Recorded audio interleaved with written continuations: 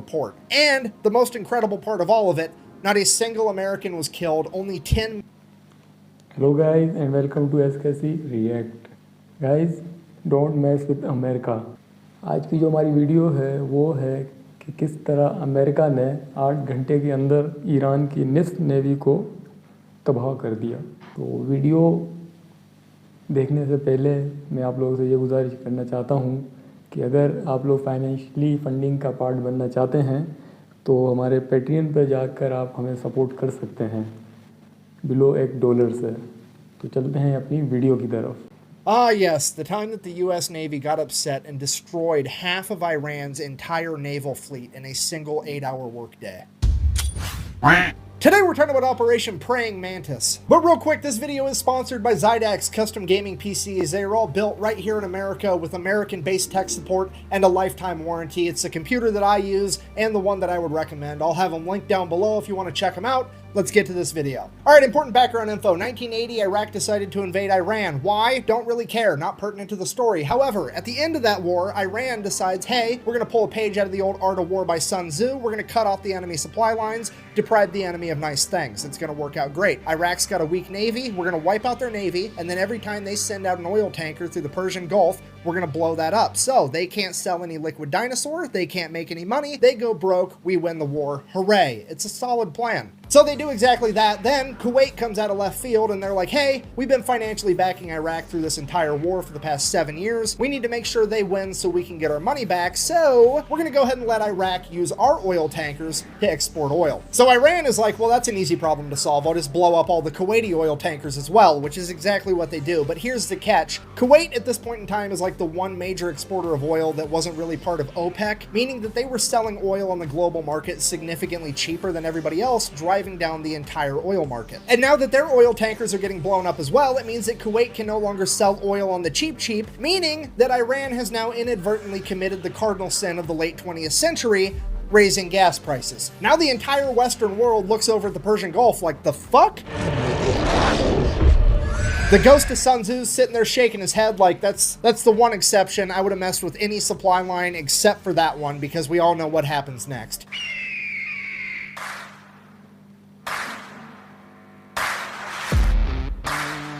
Yeah, America then proceeds to assemble the largest naval convoy operation since World War II, send them into the Persian Gulf to protect Kuwaiti oil tankers. It is at this moment that Iran should have been like, well, that's unfortunate, time to figure out plan B because this obviously is not going to work out. However, they decide that they're going to double down. What they're going to do is they're going to take a bunch of magnetic underwater mines and they're just going to spread them out all over the Persian Gulf in international waters, and that's not going to have any consequences at all. So fast forward April 14th, 1988, the USS Samuel B. Roberts, a guided missile frigate, which is basically brand new at this point. This is like its first big operation, is out there escorting a Kuwaiti oil tanker, and it runs into a minefield, hits a mine, blows up the keel of the ship. The keel is this bottom part right here. It like supports and stabilizes the structure of the entire ship, and it gets blown completely in half. At this point, the only thing holding this boat together is the actual deck. 1 second, everything's fine. The next second, there's a 15-foot wide hole in the bottom of your ship. Everything's on fire and water is rushing in. The USS Samuel B. Roberts took on half of its weight in water in the first minute. This is a catastrophic amount of damage that would sink 99% of ships, but as fate would have it,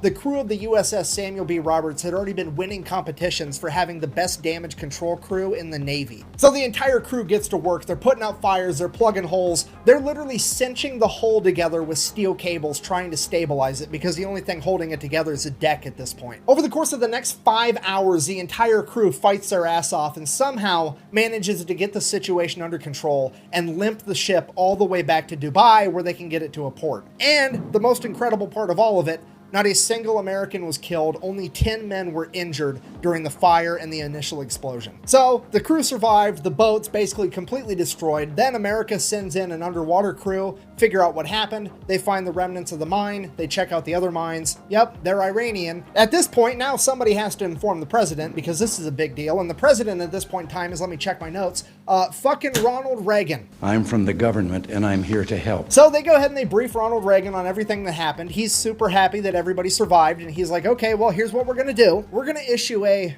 proportional response. And what the US Navy heard was, awesome. Alright, so here's the plan. Iran currently has 3 oil rigs in the Persian Gulf that are not being used for drilling oil, but as military bases for their naval operations. So the US Navy is going to go ahead and take out all 3 of those. Now, I don't really know what the guided missile frigate to oil rig exchange ratio is, but we're going to go ahead and err on the side of caution and say that it's not quite proportional enough yet.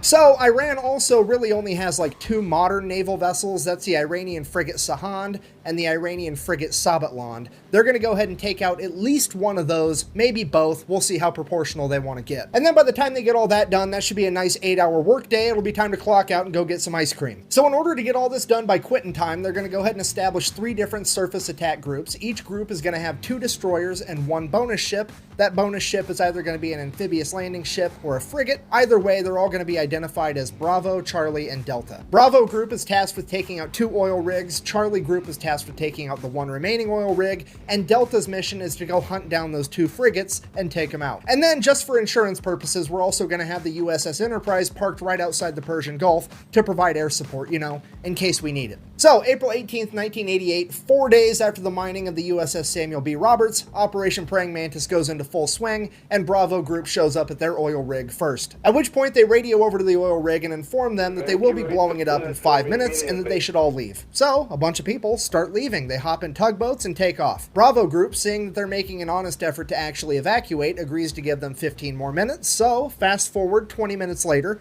they send out another radio message, hey, time's up. They then fire the 5-inch guns right over the top of the oil rig with the rounds set to airburst, hopefully scaring off any stragglers. And it is at this point that some Iranian military member decides that he is going to audition to be the main character of this story because he hops on a 23mm anti-aircraft gun and opens fire on Bravo group. And without skipping a beat, one of the 5-inch guns on one of the destroyers just goes nyeh, poof, and just fucking direct hit smokes this dude. Barely touches the rest of the oil rig. This guy, definitely not the main character, but the silver lining, he at least made it into the credits as Baloney Miss Cloud number 1. Now, obviously I'm paraphrasing here, but at this point, Bravo group radios over to the oil rig one last time, something along the lines of, hey, does anybody else need to find out what it's like to chew 5 gum? Or are you fuckers ready to quit? The oil rig finally radios back and is like, yeah, please cease fire, we're gonna leave. So all the Iranian military members leave. Bravo group decides to open up on it for a little bit with the 5-inch guns before sending over a couple of Hueys full of Marines. The Marines hop out, place some demo charges, hop back on the helicopters, take off. The entire oil rig blows up, and already things are getting more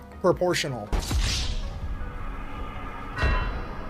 And while all that was happening, Charlie Group made it to their first oil rig as well, and pretty much the exact same thing played out. The only differences were Charlie Group didn't have Marines to place the demo charges, they had Navy SEALs, and when the Iranians opened up with the 23mm anti-aircraft guns, they just decided to keep firing 5-inch shells at the oil platform until it burst into flames and burnt the entire thing to the ground. At which point, the commander of the destroyer kind of looks over at the Navy SEALs and is like, sorry, I guess you guys get to sit this one out. Oh, mission got canceled?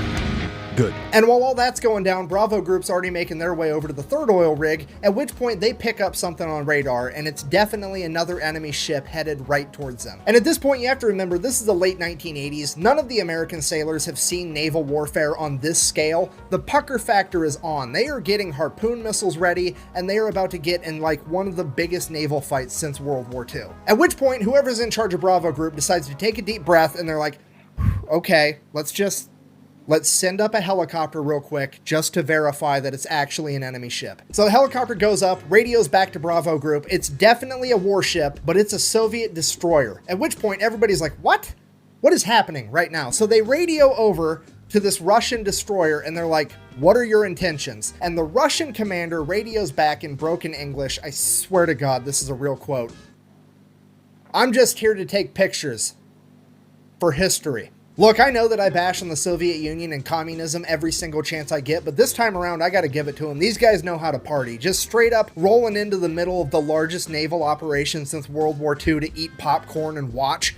It's incredible. At this point, Iran finally figures out that there's something going on, but they don't really know what, so they just begin attacking any ship they can find, and the first ship they found was a civilian cargo ship called the Willie Tide, that they begin attacking with Boghammer-style speedboats. So the Willie Tide radios for help, the USS Enterprise responds by sending up a bunch of A-6 intruders, as well as F-14 Tomcats. The A-6 intruders show up, start dropping cluster bombs, they end up hitting one of the speedboats and scattering the rest. The civilian cargo ship is saved, hooray. Cutting back to Charlie Group, now there's an Iranian fast attack ship coming right at them. So they radio over like, hey, yeah, we're kind of going around blowing up all your stuff, but also we've got a very specific list, you're not on it, so how about you just go away and we'll forget we saw you. The Iranian fast attack ship messages back, sounds good, we'll do that. And then they just keep driving right towards them. And then this Iranian fast attack ship gets within like 15 miles of Charlie Group, which is like point blank range for a naval battle. Charlie Group radios again, dude, what are you doing? To which they respond, I'm following orders. And then they proceeded to lock their radar on Charlie Group, which Charlie Group can see. At which point Charlie Group immediately launches 5 missiles directly at the Iranian vessel. The Iranian vessel fires a harpoon missile back at Charlie Group. Both groups now have missiles in the air screaming towards one another. The Americans launch countermeasures, shooting up chaff rockets that end up catching the harpoon missile, detonating it in midair. The Iranian vessel, on the other hand, did not have any countermeasures capable of stopping the newer technology behind the American missiles, and it would end up getting sunk pretty much immediately. Then, before anybody can really even fully digest what just happened, radar picks up 3 Iranian F-4s screaming towards Charlie Group. Charlie Group then turns, fires a bunch of surface-to-air missiles at the F-4s. The F-4s see them coming. They're like, oh shit. They pop a U-turn and try to outrun them. F-4s, while they are extremely fast, can't outrun missiles, so one of the missiles ends up blowing a wing off one of the F-4s. Now America has taken out an entire naval vessel and an F-4 that they did not plan on taking out, and it's throwing off all of our proportions. And because of that, American leadership orders Bravo Group to stand down. We're not going to go take out that third oil rig. And right as soon as that order gets given out, Delta Group chimes in, is like, hey, we found that frigate we were looking for. So now nobody knows what to do, because on one hand, things are already getting out of control, but on the other hand, we really want to take out these frigates. So American leadership decides, well, we might not even have to make a hard decision. Maybe that's not even the frigate and the radar's wrong. Why don't you go ahead and send a couple A-6 intruders over, do a flyby. They can verify that it's actually this new modern frigate, and if it is, we'll make a decision from there. Or so they thought, because the A-6 pilots are about to decide that they are in fact the main characters of this story. You see, the USS Enterprise and its aircraft aren't really supposed to be doing a whole lot. They're more or less just there for insurance. In fact, they're only allowed to engage the enemy under one of 2 conditions. 1, the President of the United States signs off on it, which is actually what happened with the speedboats earlier, or 2, they get fired upon first. So they got told to go fly by this boat to verify that it is in fact the new modern frigate, but they didn't get told how to fly by the boat, so they drop down 50 feet above the water and just gun it, and they buzz the entire ship. So the ship opens fire with its AA guns, but these planes are so low to the water, the AA guns can't actually aim down low enough, so all the anti-aircraft fire goes right over the top of them. They continue to stay low enough till they get out of anti-aircraft gun range, and then they pull up, at which point the ship launches a bunch of surface-to-air missiles at them. They drop chaff as a countermeasure, takes care of those, no big deal.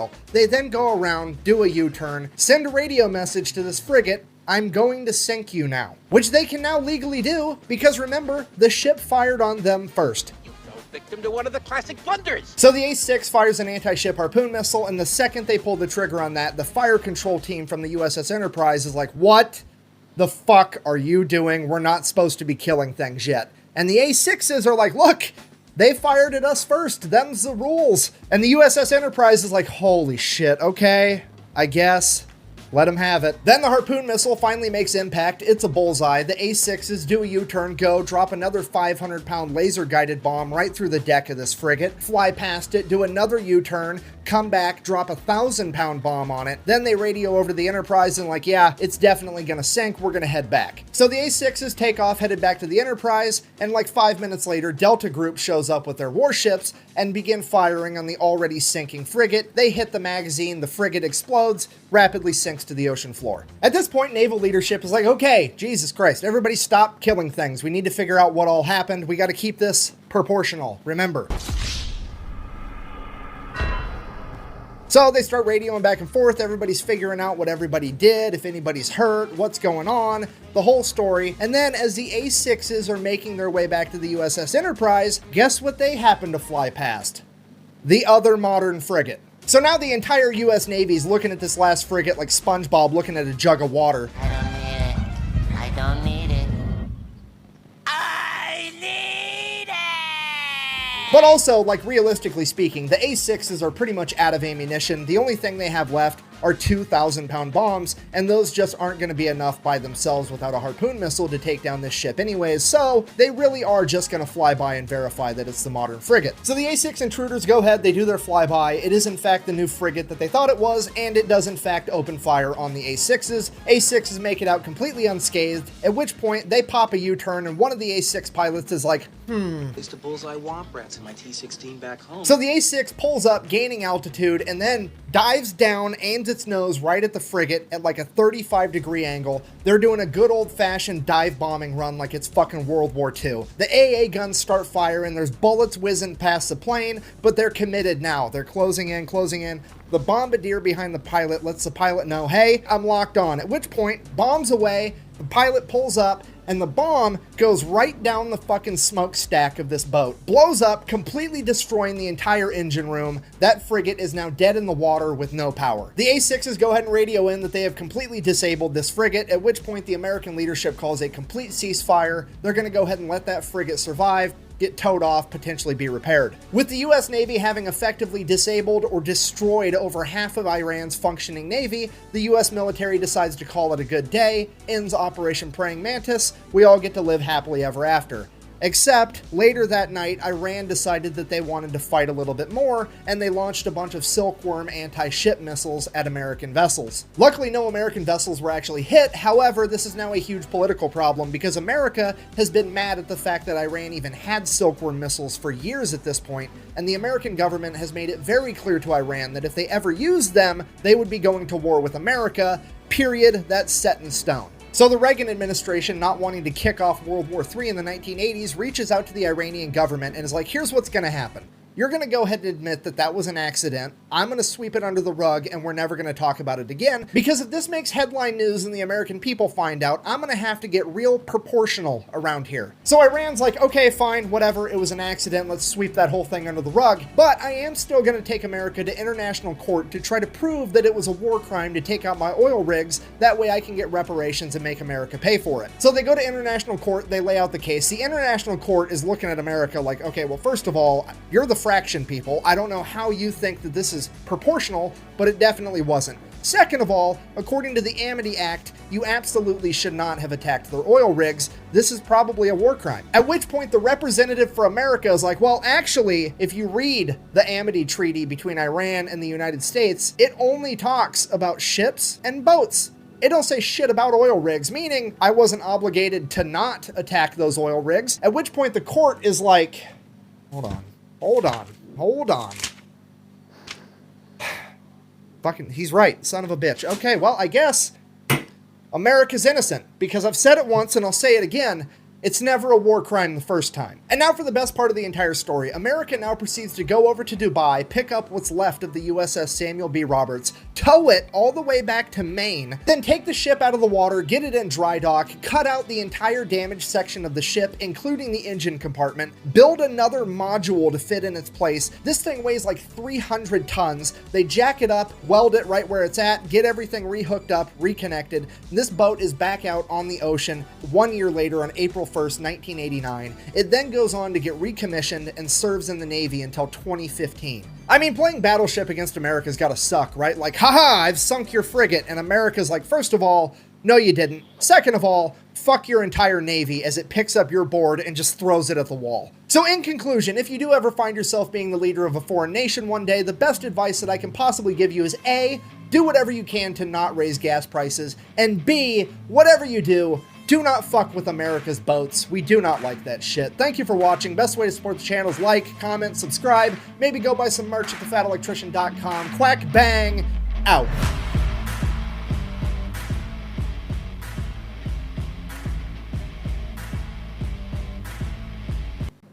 नाज़रीन, इस बंदे ने तो पूरा ही समझा दिया कि आप अमेरिका के साथ क्यों नहीं भिड़ सकते, क्योंकि उसके पास इतने जंगी हथियार जो हैं।